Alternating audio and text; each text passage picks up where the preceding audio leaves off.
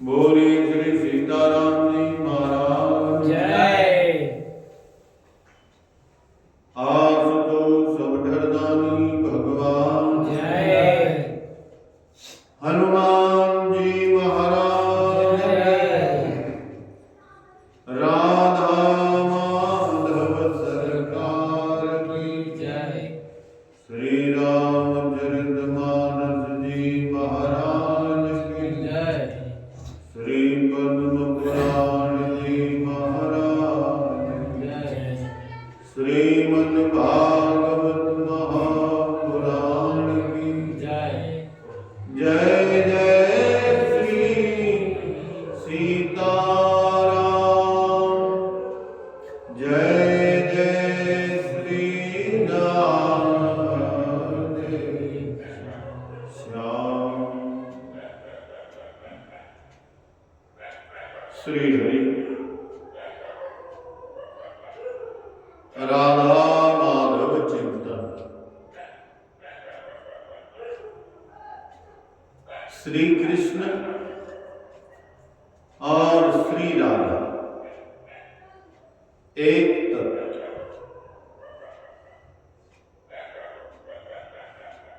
अक्रूर जी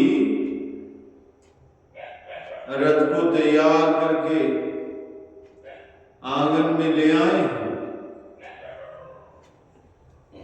गोपियों ने सुना है तो गोपियां यशोदा माता के आंगन में आई।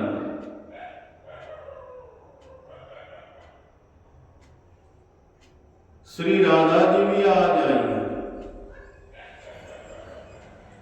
श्री राधा जी ने जब सुना कि श्री कृष्ण मथुरा जाने वाले हैं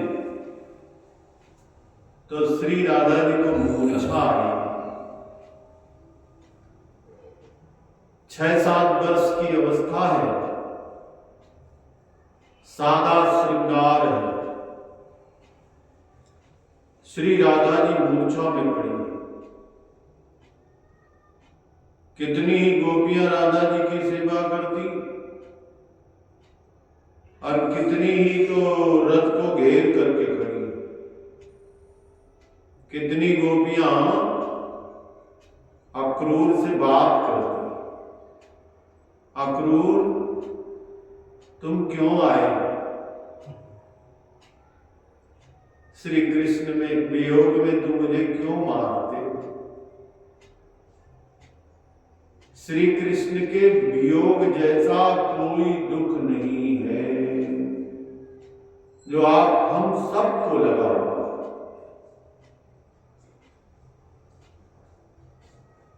और जिनको भी भगवान के वियोग का दुख है उनको भगवत प्राप्ति का संयोग प्राप्त होने वाला है। हमें दुख ही नहीं, भगवान के वियोग का दुख हमें आपको कहा है? हमें तो दुख है बेटा नौकरी नहीं पाया, मकान भी लखनऊ में नहीं बन पाया, बेटे बेटी की शादी नहीं हुई, बैंक बैलेंस भी बहुत नीचे है। यही सब दुख है। बाकी श्री कृष्ण वियोग का दुख हमें नहीं है। गाने को तो हम गाते हैं, हम राम जी के राम जी हमारे हैं। आजकल मोबाइल का युग है।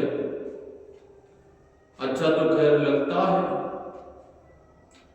कि सुबह सुबह लोग ऑडियो सिस्टम से अपने घरों में स्तुति, आरती, चालीसा, सुंदरकांड, हनुमान चालीसा सब कुछ सुबह सुबह बजाते हैं। देखो आप, अच्छा है, बहुत अच्छा। अच्छा, श्रवण तक सीमित रखा गया उसे, कानों तक, इधर अंदर नहीं आने दिया गया, क्योंकि अंदर आता तो हमारी क्रिया, हमारा कला, आचरण, जीवन शैली, व्यवहार में उसका दर्शन होने लगता। लोग कहने लगते भगवान की कृपा इनके ऊपर हो गई, ये भगवान के हो गए। लोग कहना शुरू, और कहना शुरू नहीं करते, भीड़ लगाना शुरू कर देते, क्योंकि आप भगवान के हो गए तो अब भगवान से कुछ हमें भी दिला दीजिए, बच्चा दिला दीजिए, धन प्रतिष्ठा दिला दीजिए, दुकान नहीं चल रही है उसको चला दीजिए, बच्चे की नौकरी नहीं हो पाई है वो दिलवा दीजिए, ऐसे होने लगे।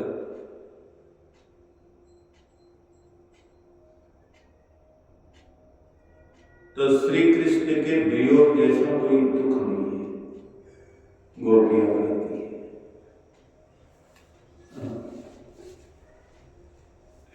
नहीं भगवत प्राप्ति हो पा रही है तो कम से कम श्री कृष्ण के वियोग का दुख तो महसूस कीजिए।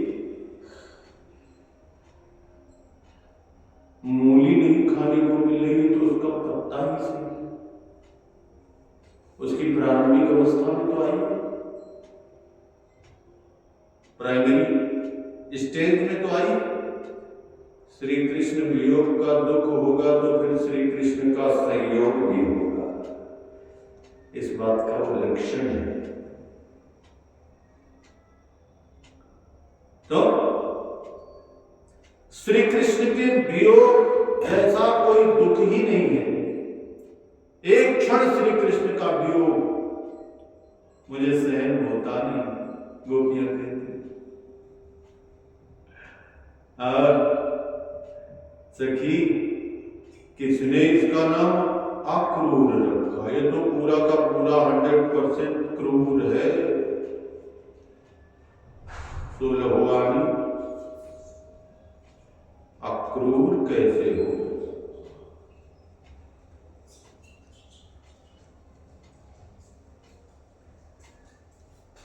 आंख के अंधे नाम नयन सुख,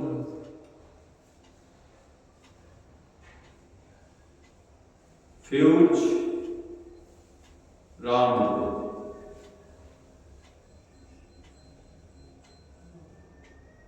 किसने नाम रखा अक्रूर? इसको तो जरा भी दया नहीं आती, अब कैसे क्रूर लगता है। अब मुझे तो लगता है कि यहां से मथुरा में जाने के बाद वो जल्दी नहीं आएंगे, क्योंकि हम जिससे प्रेम करते हैं, जिससे हमारे मनोभाव जुड़ते हैं, जिससे हमारी संवेदना होती है, जिससे हमारी भावनाएं जुड़ी होती हैं,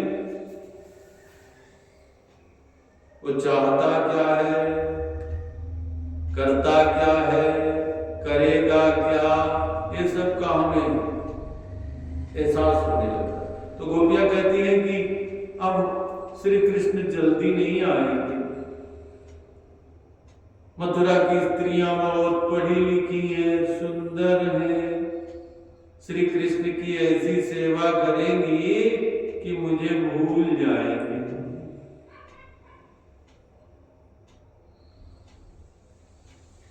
दास के साथ भी कभी कभी ऐसा प्रसंग आता है, जब खूब अच्छे से तैयारी करके बाहर निकलते हैं,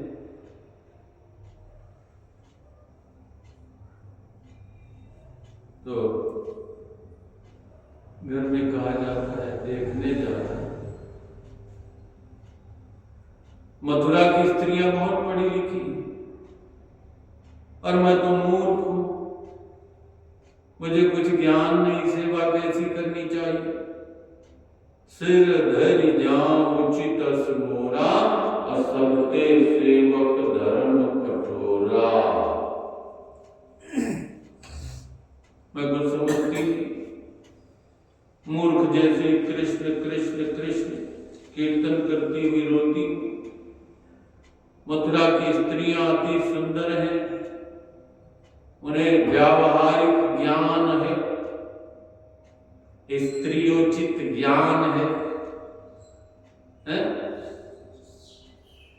ऐसी सेवा करेंगे, ये भूल जाएंगे हम सबको और जल्दी नहीं आएंगे। आज मेरा भाग्य प्रतिकूल है, विधाता की करनी ही ऐसी है। दो प्रेमियों को वियोग में मारता है और हंसता है। विधाता निष्ठुर है। मैं श्री कृष्ण को नहीं जानती, तो सखी ने कहा तुम्हारी कौन मानता है? नंद बाबा जाने वाले हैं, सभी तैयारी है। यशोदा माता ने श्री कृष्ण को भोजन कराया है। श्री कृष्ण बलराम बाहर आए हैं, तो श्री कृष्ण ने देखा राधा जी मूर्छा में पड़ी, तो श्री राधा जी के मस्तक पर हाथ रखा है परमात्मा ने। राधा जी के कान पे कहा है, श्री राधे तुम और मैं दोनों एक ही हैं, कोई अंतर नहीं। राधा ही श्री कृष्ण है और श्री कृष्ण ही राधा, दोनों एक। लीला करने के लिए दो स्वरूप प्रकट किए।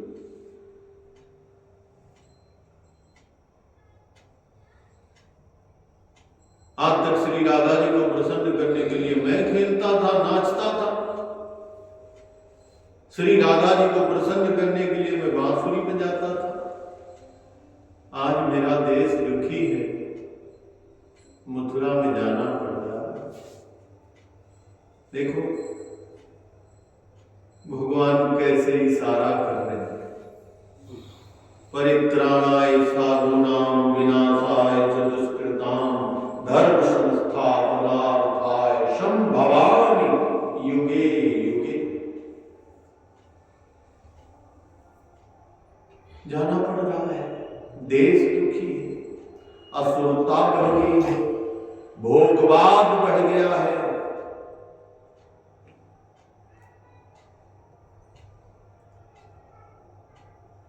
देहाभिमान बढ़ गया है।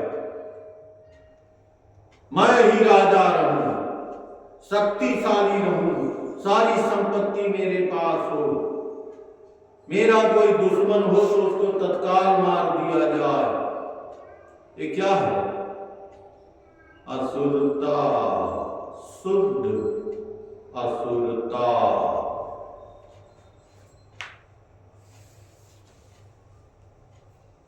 सततम रजस,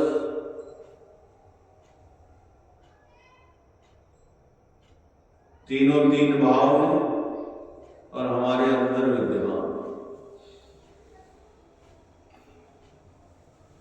तो जाना पड़ेगा। श्री राधे मेरे प्राण तो तुम्हारे में ही है, मेरे प्राणों को संभालना, और मैं तुम्हें क्या दूं? ये बांसुरी मुझे प्राणों से प्यारी लगती है, तो भगवान ने श्री राधा जी के हाथ में बांसुरी दी।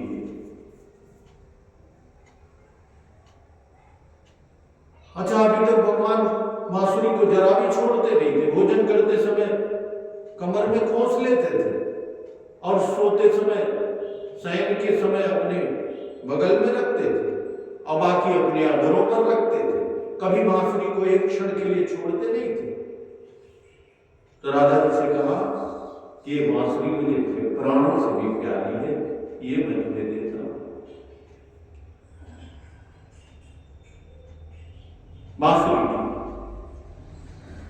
और श्री राधा जी के कान में कहा कि अब मैं बांसुरी नहीं बजाऊंगा। मेरी प्यारी गोपियां और गायों को प्रसन्न करने के लिए मैं बांसुरी बजाता था, मैं खेलता था, मैं नाचता था। अब जगत को नचो, क्योंकि भगवान के हाथ में जो सुदर्शन चक्र है वो सुदर्शन चक्र नहीं, काल चक्र। काल ही हमें मारता है,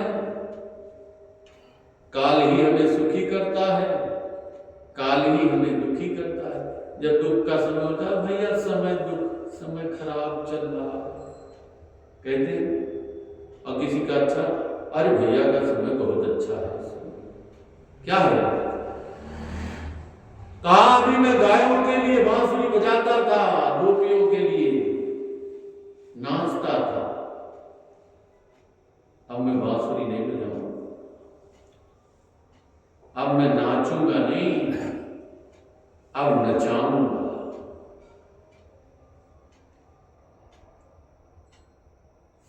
अब बांसुरी नहीं बजाऊंगा, अब शंख बजाऊंगा।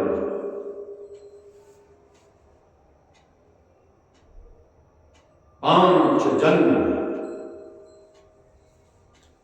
पृथ्वी पर पाप बढ़ गया है, अनेक दुष्ट राजा प्रजा को त्रास देते।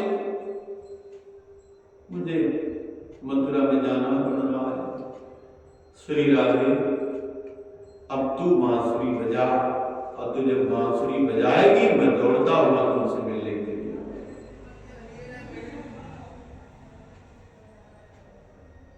अभी तक मेरी बांसुरी गोपियों को, श्री राधा जी को, गायों को आकृष्ट करती थी,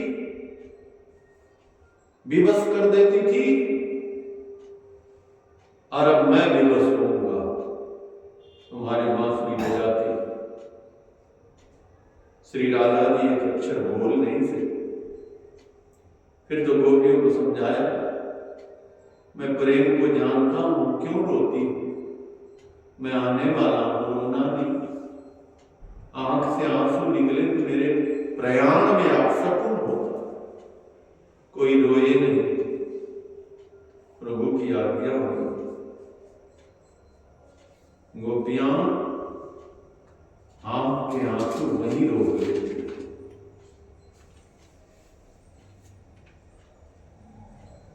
उनको अपशकुन ना हो। मैं आने वाला हूं, गोपियों को आश्वासन दिया। कोई गोपी मनाती है, मेरा नियम है मैं माखन मिश्री अर्पण ना करूं तब तक मैं पानी नहीं पीती।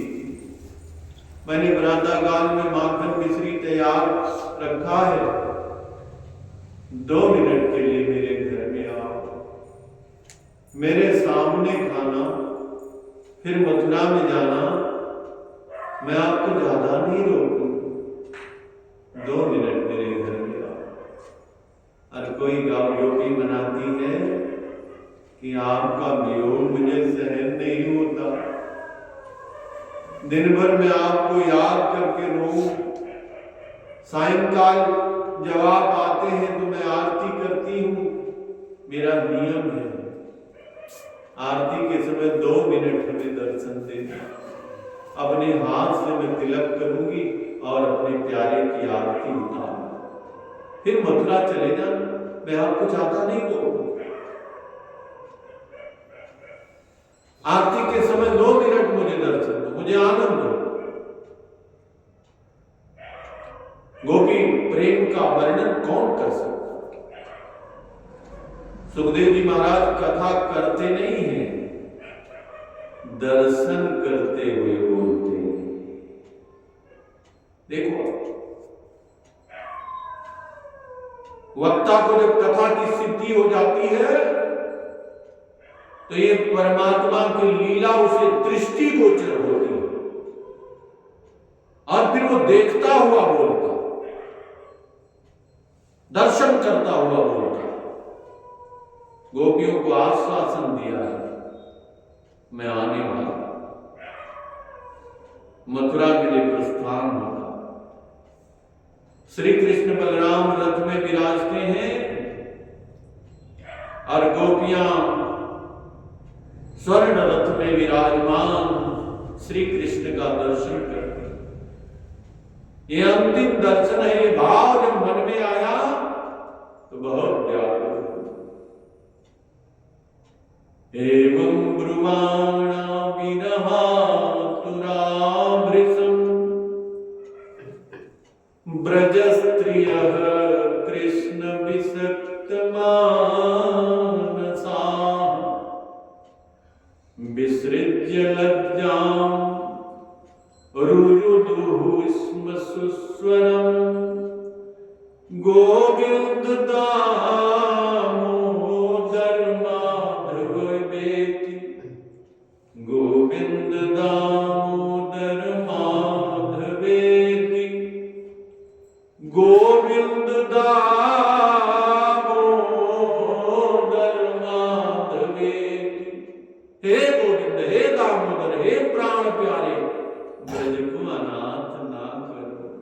आप ही हमारे आधार है, हमारा जीवन आपके लिए है। जल्दी गोकुल में आओ तो श्री कृष्ण का मैं आऊंगा।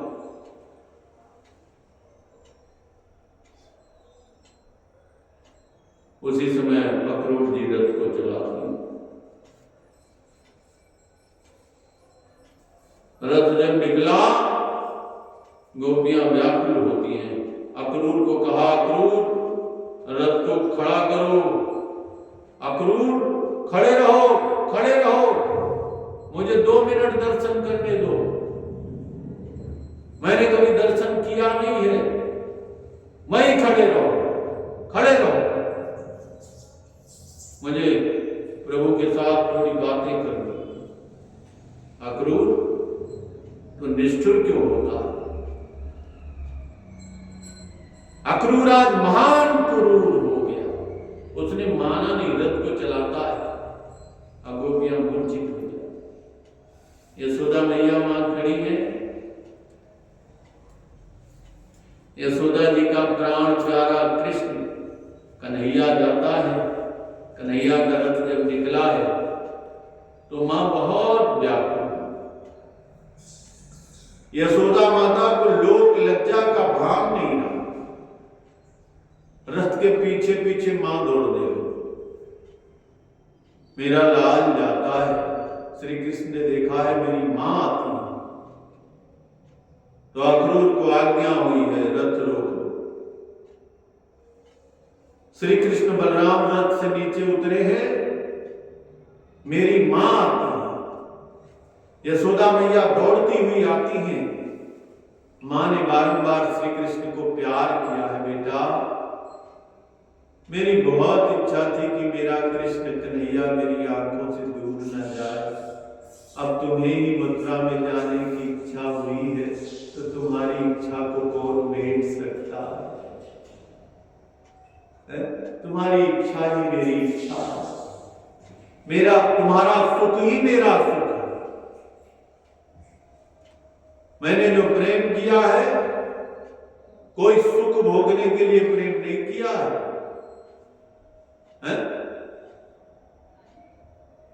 कोई मेरे लाल को सुखी देखने के लिए मैंने प्रेम किया। तुम्हें मथुरा में जाने की इच्छा है, मैं मना नहीं करूंगी। मैं नारायण की रोज प्रार्थना करूंगी कि मेरा कन्हैया जहां हो वहां आनंद में रहे। मेरे बालक को कुछ होने वाला हो तो मुझे हो जाए। कहीं भी रहो, आनंद में रहो। मेरा लाल तो ऐसा है, उसको याद करके जो रोता है उसको शांति मिलती है। बेटा अब तुम्हें याद करके मैं रोज दिन भर रोने में शांति है। और जो परमात्मा के लिए रोता है उसे शांति मिलती है। भगवान को स्मरण करते हुए जब आंख से प्रेम के आंसू निकलते हैं तो ऐसा लगता है भगवान यही है, शांति मिलती। मैं तुम्हें याद करके रोऊंगी बेटा।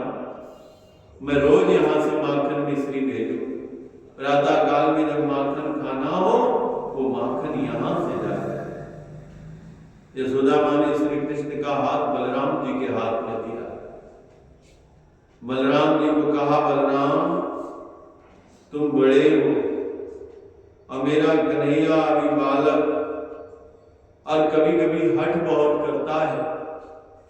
बलराम तुम बड़े हो, मेरा कन्हैया राजी हो, वैसा ही करना। मेरी ऐसी इच्छा है। कन्हैया अकेले कहीं जाए नहीं, तुम दोनों भाई साथ में रहना और मेरे बाल कृष्ण लाल को संभालना।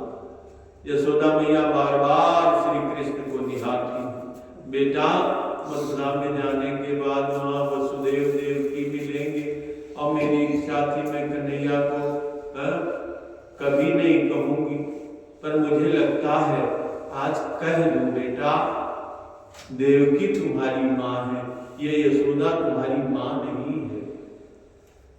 मैं तुम्हारी दासी हूं, मैंने स्तनपान कराया है, मैंने तुम्हें बताया नहीं तुम्हारी माँ देवकी है। मैं जानती थी तो भी मैंने प्रेम किया है बेटा, मुझे याद है जीवन में एक बड़ी भारी भूल मैंने की। मैं सर्वकाल एक ही विचार करती थी कि मेरा कन्हैया आनंद में रहे, लाला को जरा भी दुख ना हो। तुम्हारी इच्छा की विरुद्ध मैंने काम किया बेटा, तुम्हारी इच्छा नहीं थी तो भी मैंने आपको उखल के साथ बांध दिया। यशोदा तेरी मां नहीं है, मैं तुम्हारी दासी हूं, मैं क्षमा मांगती हूं बेटा, मन में रखना नहीं, तुम्हारी जब इच्छा हो तब घर में आना। तो सबको प्यारा लगता है और मेरा कन्हैया ऐसा है जो एक बार देखता है वो लाला के पीछे पागल हो जाता। पागल हुए बिना प्रभु प्राप्ति होती भी नहीं।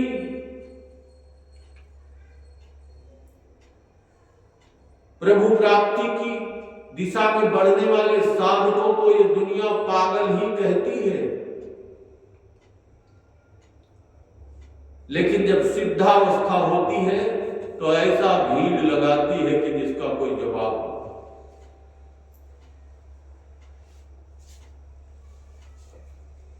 तो सबको प्यारा लगता है और तू सबका है।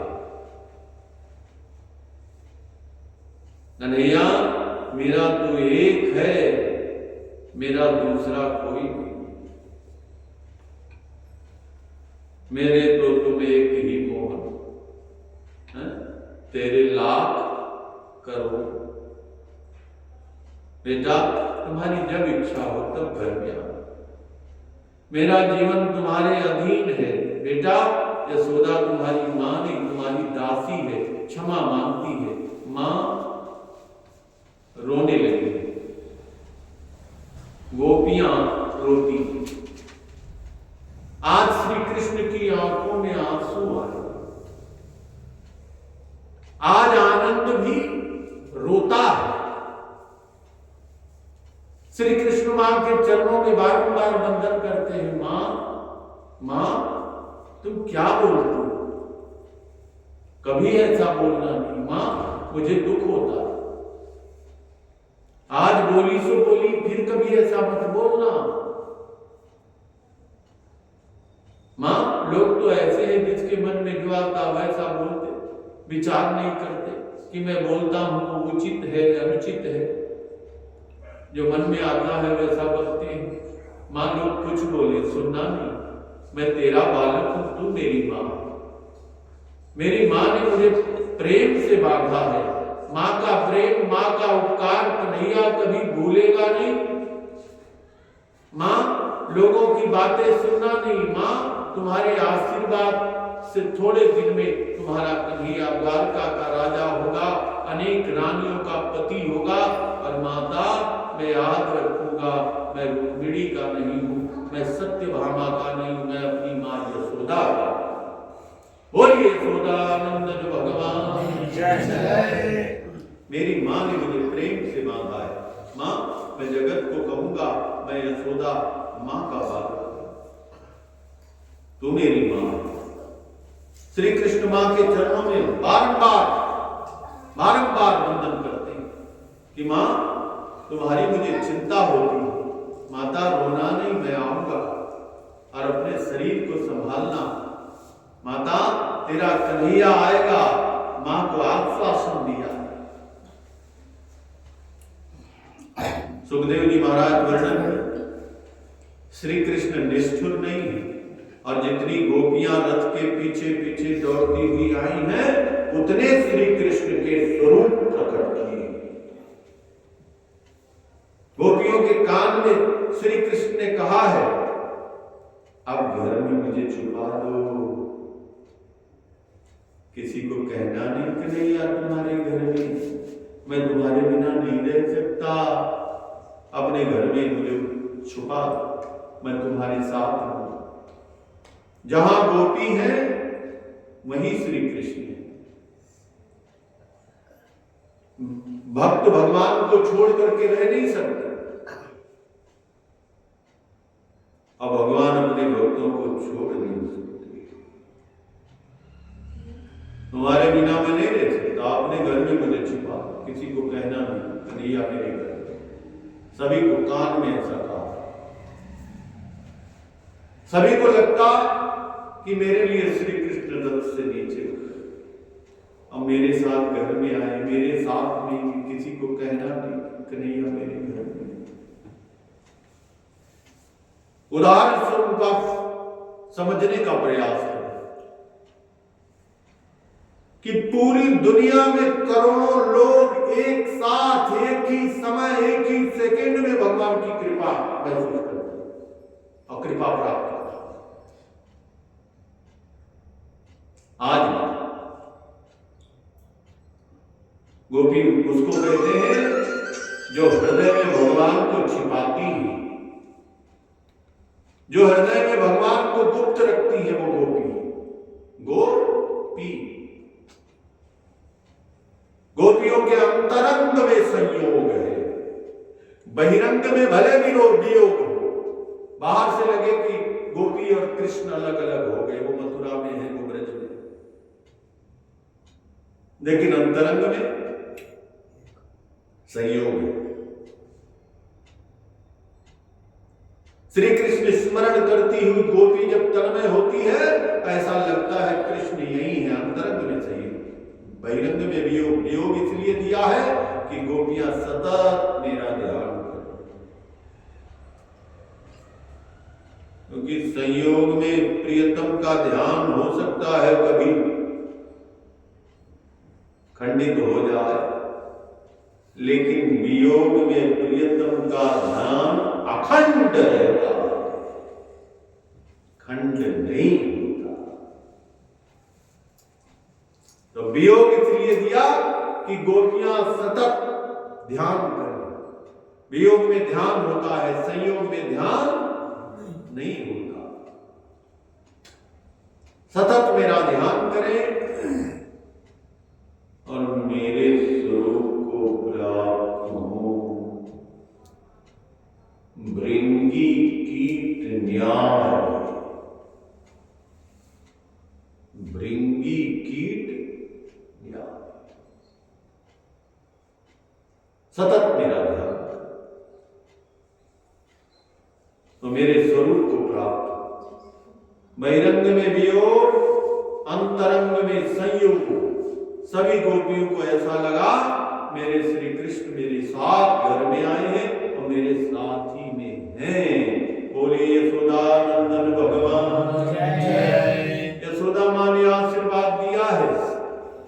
श्री कृष्ण बलराम रथ में बैठे हैं, रथ निकलता है, मध्याह्न संध्या करने के लिए अक्रूर जी यमुना जी में स्नान करते हैं। अक्रूर जी को श्री कृष्ण बलराम का दर्शन यमुना जी में स्तुति करते हैं। मार्ग में अनेक को दर्शन का आनंद मिला। सायंकाल में मथुरा में आए हैं। अक्रूर जी ने बहुत आग्रह किया कि मेरे घर चलो, तो भगवान ने कहा काका जी मामा जी की खबर लेने के बाद मैं आपके घर में आऊं। भगवान भी प्राथमिकता तय करते हैं।